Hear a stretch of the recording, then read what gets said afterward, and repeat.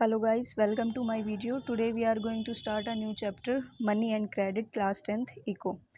So in this chapter we study about money कि भाई कैसे मनी इन्वेंट हुई, मनी से पहले कैसे एक्सचेंज ऑफ गुड्स होता था और आज के टाइम में मनी कितना मायने रखती है।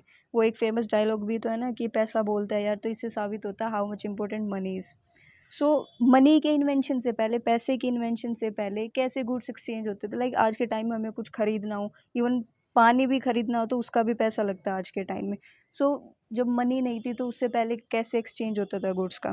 सो उससे पहले था बार्टर एक्सचेंज। इसमें क्या होता था, बार्टर एक्सचेंज में जैसे मान लो मेरे को before the invention of money, मान लो मेरे को कुछ चाहिए होता है, लाइक मेरे को गेहूं की ज़रूरत है, ठीक है, और मेरे पास एक बहुत पुरानी साइकिल पड़ी है जो मेरे यूज़ की भी नहीं है। फिर कोई सामने वाला बंदा ऐसा होता है कि भाई जिसे वो साइकिल चाहिए होती है और उसके पास गेहूँ होते हैं, तो मैं उससे गेहूँ खरीद कर अपनी साइकिल उसे दे देती हूँ। तो इस तरीके से पहले एक्सचेंज होता था गुड्स का, यानी गुड्स के बदले गुड्स दो। और ऐसा नहीं है कि भाई उसे साइकिल की ज़रूरत ना हो मैं उसे साइकिल दे दूँ, ऐसा नहीं होगा। फिर वो कैसे मायने रखा कि भाई उसके लिए भी तो यूज़फुल होना चाहिए ना, वो जो भी हम सोर्स उसे दे रहे हैं, जो भी ऑब्जेक्ट उसे दे रहे हैं, वो उसके लिए यूज़फुल होना चाहिए। Double coincidence of wants was necessary for barter exchange. यानी मान लो कि भाई मैं किसी को पेन दे रही हूँ, वो पेन उसका क्या काम का जब उसके पास नोटबुक ही नहीं है तो। Just example. So double coincidence का मतलब है कि both the community should agree on interchanging goods. कि मान लो मैंने उसे साइकिल दी तो वो भी इस चीज़ पे एग्री कर रहा है और मैं भी इस चीज़ पे एग्री कर रही हूँ। और अगर प्रॉपर डेफिनेशन बात करें कि भाई मनी की प्रॉपर डेफिनेशन क्या है, that is medium of exchange in the form of transaction. यानी एक हाथ से लेना एक हाथ से देने वाला सिस्टम है, ठीक है। अब बात करते हैं कि भी मनी इन्वेंट हो गई। चलो मनी इन्वेंट होगी, लेकिन करेंसी तो बाद में, जैसे रुपीज़ वगैरह हो गए, ये काफ़ी लेट आए हैं। तो रुपीज़ के आने से पहले क्या होता था, अब नोट्स है हमारे पास, कॉइन्स, उससे पहले क्या होता था कि जो प्रीशियस मेटल होते थे ना, जैसे गोल्ड सिल्वर वगैरह, इनके लोग क्या करते थे, कॉइन्स बनाते थे। और उस कॉइन की एक वैल्यू, मतलब उस वो जो कॉइन था ना, उसकी अपनी एक वैल्यू थी। जैसे मान लो एक गोल्ड का कॉइन है तो उसकी अपनी एक वैल्यू है ना, अदर दूसरा गोल्ड का कॉइन है उसकी एक अलग वैल्यू है।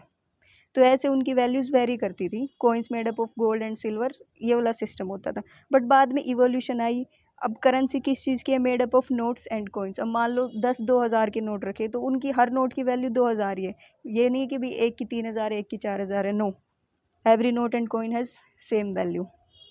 So modern currency don't have own value but still we accept it because it is authorized by the government, यानी रिजर्वेशन बैंक ऑफ इंडिया। कि ये बोल रहा है कि यार अब जैसे 2000 नोट है, उसकी खुद की तो कोई वैल्यू नहीं है ना, पेपर ही तो है, वो फाड़ दे जला दे कुछ भी कर सकती है, उसकी कोई वैल्यू नहीं है, स्टिल हमारी सोसाइटी उसे क्यों एक्सेप्ट करती है, because it is authorised by the government. ठीक है, गवर्नमेंट की स्टैंप लगी हुई है उसे, और एक लोगों को भरोसा है कि भी हाँ आरबीआई के थ्रू इसको सुपरवाइज किया जा रहा है, आरबीआई के थ्रू ये अथोराइज्ड है, गवर्नमेंट ने इसको अथोराइज कर रखा है। क्लियर। उसके बाद है depositing money in banks to make more and more money with interest. या अब चलो ठीक है, अब हम बैंक वगैरह के बारे में पढ़ेंगे कि चलो ठीक है भाई मनी तो है हमारे पास, लेकिन हम उस मनी को बैंक में क्यों डिपॉजिट करते हैं। उसके हमारे पास 2-3 रीज़न हो सकते हैं। पहले तो हम नॉर्मली भी कहते हैं ना कि यार पैसा नहीं रखना चाहिए, वो खर्च हो जाता है, पता भी नहीं लगता कहाँ चला गया। सेकंड हमारे पास रीज़न होता है कि भाई आज के टाइम में तो वैसे कम रहता है, लेकिन पहले लोग बैंक पे भरोसा इसलिए करते थे क्योंकि पहले चोरी के बहुत ज़्यादा चांसेस रहते थे। लोग अपने घरों में पैसा नहीं रखते थे क्योंकि उनको लगता था यार चोरी हो सकता है, सो बेटर ये रहेगा हम बैंक में डिपॉजिट कर दें। और जो आपको पता है ना कि जब हम ट्रांजैक्शन वगैरह करते हैं तो एक चेक नाम की एक जो चीज़ होती है वो बहुत इंपॉर्टेंट होती है। तो चेक की हम एक प्रॉपर डेफिनेशन पढ़ते हैं, वो क्या है, instrument that directs banks to transfer mention money from account holder to check holder. Basically क्या होता है, मान लो मैं चेक लेके जाती हूँ, ठीक है, मेरे फ्रेंड ने मेरे को चेक दिया, उस पर 10,000 मनी मेंशन कर रखी, मैंने बैंक में जाके उसको वही डॉक्यूमेंटेशन वगैरह की और बैंक ने मेरे को 10,000 दे दिए। बेसिकली जो मेरा फ्रेंड था उसने किसको मतलब ये लगा लो कि ऑर्डर दिया, किसको, डायरेक्ट किया बैंक को कि भाई मेरे को पैसे दो। और उसने कैसे डायरेक्ट किया, अपने साइन से। उस चेक पे डॉक्यूमेंटेशन वगैरह पूरी होते हैं ना कि भाई साइन वगैरह हो गया, वो मैचिंग वगैरह, वो अलग सिस्टम होता है बैंक का। तो मतलब चेक से मनी ट्रांसफ़र करना देना एक दूसरे को, इसको हम क्या कह देते हैं कि भाई पेमेंट विदाउट कैश। ठीक है, मान लो मेरे फ्रेंड ने मेरे को कैश तो नहीं दिया ना, उसने मेरे को चेक दिया, फिर मैंने बैंक से जाके खुद नेक्स्ट टॉपिक उसके है अकाउंट अपना से लोन पैसे विड्रॉ एक्टिविटीज किए ऑफ या अपने बैंक्स, अकाउंट में डलवा यानी लिए। बैंक्स में क्या ठीक है, सिस्टम रहता है लोन देने का, डिपॉजिशन विड्रॉल का क्या सिस्टम रहता है, वो हम इस टॉपिक में पढ़ेंगे। सो बेसिक से स्टार्ट करते हैं। स्टेप 1 में लिखा है people make deposits in bank, यानी नॉर्मली हमारे पास पैसा होता है, हम उसको जाके बैंक में डिपॉजिट करते हैं। फॉर एग्जांपल मैंने 1000 रुपीज़ डिपॉजिट कर दिए बैंक में। स्टेप 2 में है people make withdrawals along with interest, यानी मैंने जो 1000 रुपये डिपॉजिट करवाए थे, बैंक ने विद इंटरेस्ट मेरे को, जब मेरे को नीड हुई मैंने निकाले, तो इंटरेस्ट कितना लगा हुआ था उन पे, 100 रुपये का इंटरेस्ट, यानी टोटल मैंने 1100 रुपीज़ का विड्रॉल किया। अब ये इंटरेस्ट क्यों लगाते हैं, हमारे दिमाग में आता नहीं कि यार बैंक वालों के पास इतना पैसा है क्या, इतना बेफिजूल का पैसा उनके पास कि हमें बिना बेवजह के इंटरेस्ट लगा के हमारे पे पैसे उड़ा रहे हैं वो। सो इसके पीछे भी रीज़न होता है। क्यों? रीज़न ये है कि आप एक बात बताओ, बैंक में से पैसे देने ही थोड़ी जाते हैं, लेने वाले भी तो होते हैं, यानी डिपॉजिटर्स ही नहीं होते, सिर्फ बोरोवर्स भी होते हैं जिनको मनी की नीड होती है, जो बैंक से लोन लेने जाते हैं। अब सेकंड में हमें एक्सप्लेन किया गया है कि step 1 people take loan from bank, यानी जिसे नीड है, जिसे ज़रूरत है पैसे की, उन्होंने क्या किया, एक बैंक से लोन ले लिया। कितने रुपए का? 10,000 रुपीज़ का उन्होंने लोन ले लिया। उसके बाद क्या किया, उन्होंने people repay loans with interest, यानी बैंक वालों ने उन पे, जिन्होंने लोन लिया था, उन पे इंटरेस्ट लगाया अपने हिसाब से। हर, जैसे प्राइवेट बैंक्स की भी अपनी पॉलिसीज़ होती है और गवर्नमेंट की तो गवर्नमेंट वालों की भी होती है। तो उन पॉलिसीज़ के हिसाब से उन्होंने अपने तरीके से एक रेट ऑफ इंटरेस्ट लगा दिया कि आप इतने इंटरेस्ट के साथ हमें रीपेमेंट करेंगे लोन की। ठीक है, तो अब उन्होंने लिया कितना था बैंक से लोन, 10,000 का, दिए कितने, 11,000, यानी 1,000 रुपये का इंटरेस्ट उन पे लगाया। ठीक है, अब ये जो 1,000 रुपये का इंटरेस्ट आया है बैंक के पास में, आई एम सॉरी, जो 1,000 रुपीज़ का इंटरेस्ट आया है बैंक के पास, वो क्या करेंगे, इस 1,000 में से कुछ तो इन डिपॉजिटर्स के जो अमाउंट है उनके साथ इंटरेस्ट लगा के उन्हें दे देंगे। जो बाकी बच गया वो जो एम्प्लॉयज़ होते हैं उनकी सैलरी में यूज़ कर लेंगे, और बाकी का बैंक अपने पास रख लेता है। जो उनकी हेल्प से वो न्यू ब्रांचेस वगैरह खोल लेते हैं अपने एरिया में, किसी दूसरे एरिया में जाके। अब आता है 2 डिफरेंट क्रेडिट सिचुएशंस। अब हम 2 क्रेडिट सिचुएशंस के बारे में पढ़ेंगे, जिसकी वजह से हमें मोर फर्दर क्लियरेंस हो जाएगी इस टॉपिक की। सो उससे पहले हम एक टर्म देखते हैं, क्रेडिट क्या होता है। क्रेडिट और लोन बेसिकली एक ही चीज़ होता है कि भाई हमें किसी चीज़ की नीड है, उसके लिए हमारे पास पैसा नहीं है, पैसा बहुत हाई अमाउंट, तो हम जाके लोन ले लेते हैं बैंक वगैरह से। ठीक है, सो ये एक एग्रीमेंट होता है जिसमें क्या अगर जो लेंडर होता है वो सप्लाई करता है, जिसको मान लो नीड है, सिर्फ पैसे की नीड थोड़ी होती है, गुड्स की भी, सर्विसेज की। जैसे कि हम रूरल एरियाज़ पे देखते हैं कि रूरल एरियाज़ में देखते हैं कि ट्रक रेंट पे ले रखा है, ट्रैक्टर रेंट पे ले रखा है। सो ऐसे बहुत सारी चीज़ें होती हैं जो लेंडर सप्लाई करता है बोरोवर को, और उसमें एक चीज़ लिखी होती है कि हम आपको ये जो चीज़ है एक शर्त पे देंगे कि आप हमें प्रॉमिस करो कि इन फ्यूचर आप हमें इसकी रीपेमेंट कर दोगे। ठीक है, वो जस्ट एक एग्रीमेंट होता है, उसमें लिखा होता है कि कब किस टाइम तक आप हमें ये चीज़ वापस कर दोगे, एक नॉर्मल चीज़ है। सो अभी हमारे बुक में 2 एग्जांपल दे रखे हैं स्टोरी टाइप में, जिसकी वजह से हमें फर्दर क्लियरेंस होगी अपने टॉपिक्स के बारे में। सो फर्स्ट एग्जांपल में क्या बता रखा है, एक फेस्टिवल सीजन चल रहा है, सलीम नाम का एक बंदा है, शू मैन्युफैक्चरिंग करता है वो। उसको एक बिग ट्रेडर का ऑर्डर आता है कि भाई मेरे को 3,000 पेयर ऑफ शूज़ चाहिए और 1 मंथ के अंदर अंदर मेरे को डिलीवरी चाहिए। अब सलीम बड़ा खुश कि वाह भाई बढ़िया ऑर्डर मिल गया, मस्त मज़ा आ गया। पहले तो उसने एक्साइटमेंट में हाँ कर दिया, फिर बाद में सोचता है कि यार टाइम भी कम है, अब पैसा भी लगेगा, फ्री में फोकट में थोड़ी बनेंगे जूते, उनके लिए पैसे भी लगेगा। तो सवाल ये उठता है, how Salim will complete this order in very short period of time. सबसे पहले तो उस क्या सोचेगा कि भाई बड़ा ऑर्डर है तो मैं क्या करता हूँ, कुछ वर्कर्स को हायर कर लेता हूँ, और जो रॉ मटेरियल लगेगा, जैसे लेदर के शूज़ चाहिए होंगे तो लेदर वगैरह लगेगा, तो वो रॉ मटेरियल खरीदना पड़ेगा। ठीक है, एक आइडिया तो मिल गया उसे। फिर दूसरी प्रॉब्लम आती है, how will Salim meet with these expenses. ठीक है, एक ही जवाब है, लोन ले लेगा वो। लेकिन वो लोन किसी बैंक से नहीं लेता, एक अदर फॉर्म में लेता है। वो कैसे लेता है कि फर्स्ट तो वो क्या करता है, ask leather supplier to supply leather now and promise to pay him later. उसको कहता है कि यार अभी मेरे को आप लेदर सप्लाई कर दो, आई प्रॉमिस कि मैं आपको इसकी पेमेंट बाद में कर दूंगा कुछ टाइम बाद। तो वो एक प्रॉमिस के बेस पे सप्लायर क्या करता है, उसको लेदर सप्लाई करता है। अब सेकंड में क्या करता है वो, जो वो ट्रेडर था जिसने ऑर्डर दिया था, उसको कॉल लगाता है सलीम और कहता है कि आप मेरे को एडवांस पेमेंट कर दो एंड आई प्रॉमिस कि मैं आपको विद इन अ मंथ आपको 3,000 ऑफ पेयर ऑफ शूज़ की डिलीवरी कर दूंगा। सो उसके प्रॉमिस पे भरोसा करके जो ट्रेडर था उसको एडवांस पेमेंट कर देता है। मतलब बेसिकली जो इसने लोन लिए वो एक भरोसे की बुनियाद पे लिए, वो प्रॉमिस के सिस्टम पे चलते आ रहे हैं। And finally Salim delivered shoes on time, और उसकी जो लेदर सप्लायर थे उसके पैसे भी उसने बाद में लौटा दिए थे। सो फर्स्ट एग्जाम्पल में हमें ये बताया गया है। सेकेंड एग्जाम्पल में हमें बताया गया है कि एक स्वप्ना नाम की लेडी है, वो स्मॉल फार्मर है और अपने कुछ 3 एकड़ ऑफ लैंड पे वो ग्राउंडनट की खेती करती है। अब खेती करने के लिए कल्टीवेशन वगैरह का काफ़ी एक्सपेंस आता है, तो उस एक्सपेंस से मीट करने के लिए वो क्या करती है, एक मनी लेंडर से लोन ले लेती है, ये सोच के कि अभी जो मेरी क्रॉप हो रही है उसकी प्रोडक्शन से जो मेरे पास पैसा आएगा उस पैसे से मैं उसका लोन चुका दूंगी।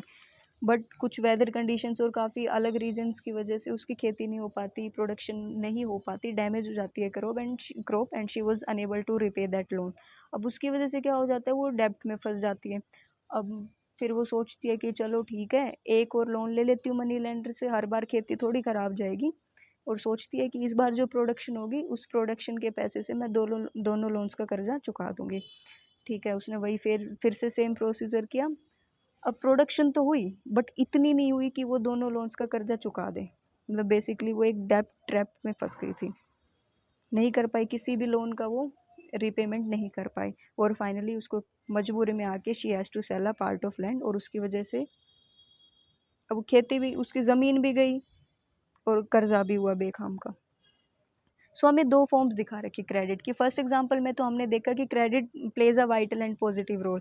उसमें लो रिस्क था कि उसने प्रॉमिस किया और वो मान गए और उसने मतलब पे भी कर दिया, मतलब एक पॉजिटिव वाइब्स आ रही है उसमें से। लेकिन एग्जाम्पल 2 में हमें क्या दिखा रहा है कि हाई रिस्क था। अब जो प्रोडक्शन वाला सिस्टम था, खेती के बेस पे उसने ले रखा है, और उसको भरोसा थोड़ी ना था कि भाई बिल्कुल अच्छी ही प्रोडक्शन जाएगी, क्योंकि उसकी एक्सपेक्टेशंस के अपोजिट हुआ जो हुआ सब।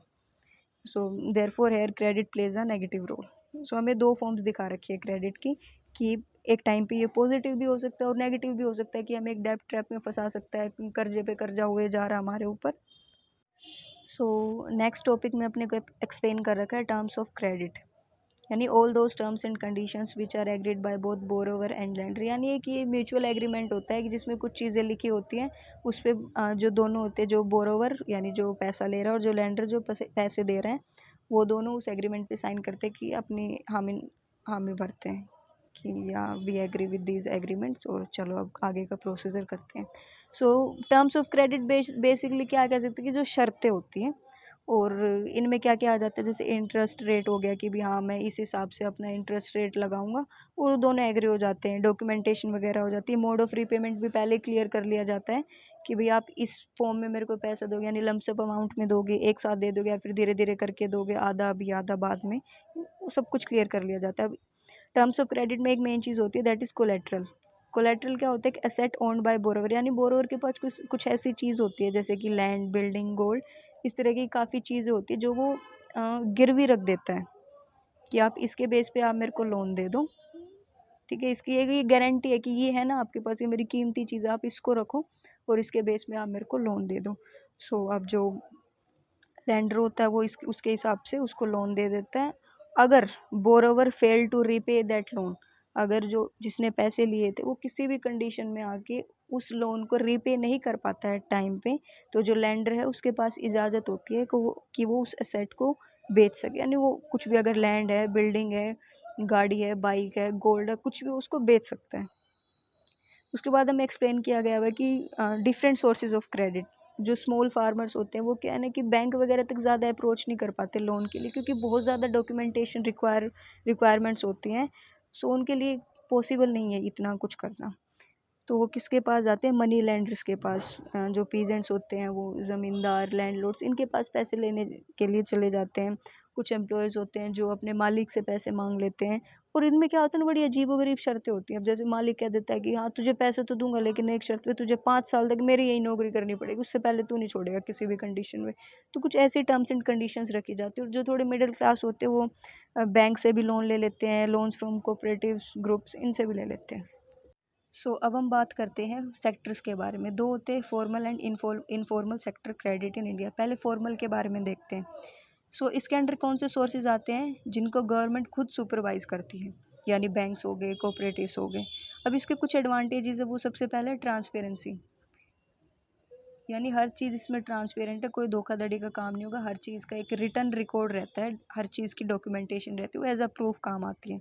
अब जेन्युइन टर्म्स ऑफ क्रेडिट होती हैं, इसमें एक्सप्लॉइटेशन नहीं हो पाती। क्यों? क्योंकि इनको सुपरवाइज कौन करता है? बैंक्स की और कोऑपरेटिव्स की फंक्शनिंग को सुपरवाइज करता है reserve bank of India. Okay, ये हर देखता है कि भाई किसी बैंक में जो बोरोवर होते हैं उन पे हाई रेट ऑफ इंटरेस्ट तो नहीं लगाया जा रहे हैं, कोई फालतू की टर्म्स एंड कंडीशंस तो नहीं रखी जाती हैं, तो हर चीज़ को सुपरवाइज करता है। बट इसका एक डिसएडवांटेज है, वो क्या? वही जो अभी हमने 2 मिनट पहले जिक्र किया था, वही पुअर पीपल, वो अप्रोच नहीं कर पाते क्योंकि उन्हें इतना पेपर वर्क की नॉलेज नहीं है, उतनी डॉक्यूमेंटेशन नहीं आती उन्हें, ना इतनी नॉलेज है कि भी ऐसा भी कुछ सिस्टम होता है कि हम लोन ले पाते। कुछ एरियाज़ ऐसे हैं अपने इंडिया में, उन्हें ये भी नहीं पता है कि बैंक से हम लोन ले भी सकते हैं इन कंडीशंस पे। वो जस्ट वही इनफॉर्मल सेक्टर पे बिलीव करते हैं और वही से अपना काम चलाते हैं। सेकंड अपने पास आता है informal sector credit in India. अब ये इसमें कौन से सोर्सेज आते हैं जो गवर्नमेंट की देख रेख से बहुत ही ज़्यादा दूर होते हैं। अब इनमें कौन कौन आ जाता है? मनी लेंडर्स, ट्रेडर्स, और इसमें रिलेटिव्स और फ्रेंड्स भी दोनों आते हैं। ये मत समझना कि ये तो हमारे घर घर की बात होगी, नो।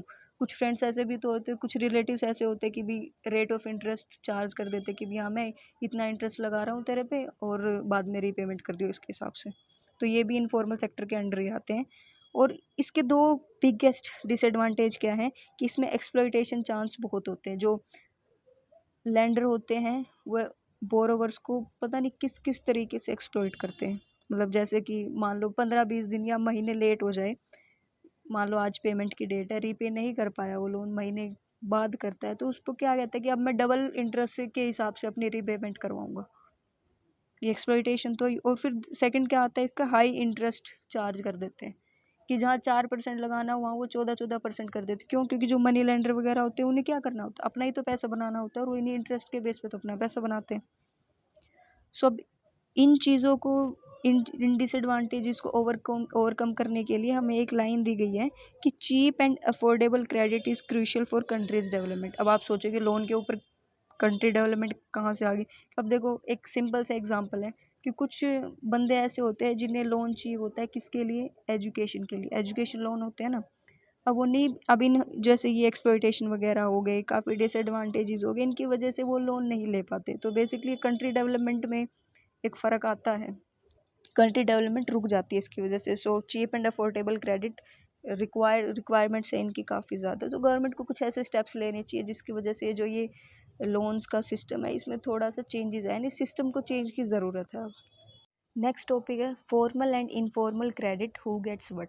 इसको समझने के लिए आपके बुक में एक ग्राफ दे रखा है, उसको देखते हैं। फर्स्ट जो फिगर है इसमें हमें एक्सप्लेन कर रखा है पुअर हाउस होल्ड, यानी जो ब्लू है वो डिनोट कर रहा है percentage loans from informal sector, और पर्पल है वो किसको कर रहा है? फॉर्मल सेक्टर से जो लोन लिए गए हैं या दिए गए हैं उनको डिनोट कर रहा है। जो पुअर हाउस होल्ड्स हैं वो किससे ले रहे हैं? 85% किससे ले रहे हैं? इनफॉर्मल सेक्टर से। अब जो house hold with few assets, यानी जिसको कुछ कुछ नॉलेज है, उनके पास कोलेट्रल है, वो 53% है, स्टिल अभी भी हाई है इनफॉर्मल सेक्टर। अब जो वेल ऑफ हाउस होल्ड्स हैं वो कितना ले रहे हैं? 28%। अब जो रिच हाउस होल्ड्स हैं वो तो ऑब्वियसली फॉर्मल सेक्टर से ही लेंगे 10%। यानी बेसिकली देखा जाए तो इनफॉर्मल सेक्टर ओवरकम कर रहा है फॉर्मल सेक्टर को। यानी लोग प्रेफर करते हैं, स्पेशली जो पुअर होते हैं यानी जो रूरल एरिया से बिलोंग करते हैं, वो इनफॉर्मल सेक्टर को ही प्रेफर करते हैं, और जो कि मतलब फ़ायदेमंद भी नहीं रहता, उनके लिए एक्सप्लॉइटेशन होती है, हाई रेट ऑफ इंटरेस्ट रहता है, और भी काफ़ी तरह के डिसएडवांटेजेस रहते हैं। अब इस चीज़ को सुधारने के लिए हमारे बुक में 2 आइडियाज़ दे रखे हैं। That is first one is banks and cooperative should increase their lending in rural areas. यानी जो अब हम देखते हैं कि हमारे जो अर्बन एरियाज़ हैं यहाँ पे तो जगह जगह पे बैंक है, वही अगर ऑन द अदर हैंड हम रूरल एरियाज़ में चले जाए तो वहाँ पे 4-5 गाँव के ऊपर एक बैंक मिलेगा, राइट? तो जो बैंक्स और कोऑपरेटिव्स हैं उनको क्या करना चाहिए? अपनी लैंडिंग बढ़ानी चाहिए, वहाँ पे जाके रूरल एरियाज़ में इस्टेब्लिशमेंट होनी चाहिए इन चीज़ों की। सो और नॉलेज भी देनी चाहिए, एजुकेट करना चाहिए लोगों को, so that dependence on informal sources reduces. अब सेकंड दे रखा है कि formal sector need to expand, and यही नहीं कि भैया चलो ठीक है आपने इस्टेब्लिशमेंट तो कर दिया, अब एक्सपेंड नहीं कर रहे हो आप, कुछ लोगों को एजुकेट नहीं कर रहे हो, बता नहीं रहे हो कि फॉर्मल सेक्टर के एडवांटेजेस ओवर इनफॉर्मल सेक्टर। और जो बैंक्स वगैरह हैं, कोऑपरेटिव्स वगैरह, उन्हें ये चीज़ भी इंश्योर करनी चाहिए कि एवरीवन रिसीव्स दीज लोन्स। ये नहीं है कि आप वहाँ पे जाके सिर्फ जो बड़े फार्मर्स हैं जिनके पास अच्छा पैसा उन्हीं को ही लोन दे रहे हो, जिनके पास अच्छे कोलेट्रल है, नो। आप इंश्योर करो जो पुअर हैं उनके लिए भी आप अवेलेबल हो। लोन कैटेगरी के लिए। कुछ ऐसे टर्म्स एंड कंडीशंस लाओ कि जो पुअर हैं वो भी अफोर्ड कर पाए। और लास्ट टॉपिक अपना self help groups of poor, यानी नाम से ही क्लियर है, यानी जो खुद की हेल्प करते हैं। SHG इसकी शॉर्ट फॉर्म है। और देखते हैं ये क्या होता है। Alternative against the challenges of borrowing from both the sectors. अब कुछ कुछ सेक्टर्स, ये जो दोनों सेक्टर्स हैं, इनकी कुछ कुछ एडवांटेजेस तो देख लिया हमने, बट जो डिसएडवांटेजेस है वो इन एडवांटेजेस को ओवरकम कर जाते हैं। अब इन डिसएडवांटेजेस की वजह से जो लोग वंचित रह जाते हैं लोन लेने से, और वो किस तरीके से अपनी नीड्स को पूरा करते हैं, अब जो वो इस ग्रुप के थ्रू एक्सप्लेन किया गया है। अब SHG क्या होता है, इसमें क्या होता है ना कि 20 से लेके 25 मेंबर्स का ग्रुप होता है। वो क्या करते हैं कि हर बंदा अपनी सेविंग कलेक्ट करता है और उस ग्रुप के अकाउंट में डाल देते हैं। और जो एक बंदा होता है, सेविंग पर मेंबर कितनी होती है, 25 से लेके 100 रुपीज़ तक की। भाई वो उसकी एबिलिटी पे डिपेंड करता है कि आप कितने सेव कर पा रहे हो। अगर आप 100 दे पा रहे हो ग्रुप को, वो भी अच्छा, 50 दे पा रहे हो वो भी अच्छा, और 1000 दे पा रहे हो वो भी वेल एंड गुड है ग्रुप के लिए। So members can take money loan from group at very और नो इंटरेस्टेड, यानी जब उनमें से किसी एक बंदे को ज़रूरत होती है, ग्रुप में से किसी एक बंदे को लोन की ज़रूरत होती है, तो वो उस ग्रुप से पैसा उठा सकते हैं। अब वो ग्रुप वालों पे डिपेंड करता है, उनके डिसीजंस पे, उनकी मीटिंग्स होती हैं, तो उस मीटिंग के बेस पे बाद में जो कंक्लूज़न निकल के आता है, उस कंक्लूज़न के हिसाब से उन पे इंटरेस्ट लगाया जाता है, और कई कबार लगाया भी नहीं जाता, क्योंकि बेसिकली वो सेल्फ हेल्प ग्रुप है, तो उस पर नहीं लगाया जाता है इंटरेस्ट रेट मेनली। अब इसमें बता रखा है कि SHGs are the building block for rural poor. ये बहुत ही इंपॉर्टेंट लाइन है। ये बता रहा है कि जो पुअर पीपल है रूरल एरियाज़ के, जो वंचित रह जाते हैं, उनके लिए एक बिल्डिंग ब्लॉक है कि यहाँ से वो पैसा उठा उठा के आगे बढ़ रहे हैं, चाहे वो अपने बच्चों का एजुकेशन प्रोवाइड करने का सिस्टम हो, या फिर अपने लिए घर बनाने का, या रोज़ी रोटी का साधन करने के लिए। सो एक ये बिल्डिंग ब्लॉक है अपनी जो रूरल पुअर है उनकी सोसाइटी का। अब इसका एक बिगेस्ट एग्जांपल है ग्रामीण बैंक ऑफ बांग्लादेश। ये मोहम्मद यूनुस ने स्टार्ट किया था, एक बहुत ही छोटे लेवल पे उन्होंने स्टार्ट किया था, और आज उनके 8.63 मिलियन मेंबर्स हैं पूरे, ये लगा लो 81,391 विलेजेस में से। और 2006 में इनको नोबेल प्राइज़ फॉर पीस भी दिया गया है। तो मतलब बात ये होती है ना, बात ये नहीं होती कि भी आप कहाँ से स्टार्ट कर रहे हो, बात ये होती है कि आप में डेडिकेशन कितनी है और आप उस चीज़ को कहाँ तक लेके जाते हो। तो जो ये SHG हैं, ये मतलब बिल्डिंग ब्लॉक है। इनको बेसिकली हम जैसे किटी पार्टीज़ के बारे में नहीं सुनते हैं, तो ये नहीं होता कि वो पार्टी वार्टी करे लेडीज़, ऐसा कुछ नहीं होता। किटी पार्टीज़ का जो ग्रुप होता है वो भी सेम ऐसी इसी कमेटी के लाइक होता है, इसी ग्रुप के तरह ही होता है कि वो कुछ अपने जो उनकी सेविंग्स होती हैं उनको उस ग्रुप के फंड में डाल देते हैं, और बाद में फिर उनको कहीं यूज़ करते हैं, किसी को ज़रूरत होती है तो उसको दे देते हैं उस ग्रुप के किसी भी मेम्बर को। So that's all about this chapter. Thank you so much for watching this video and all the best.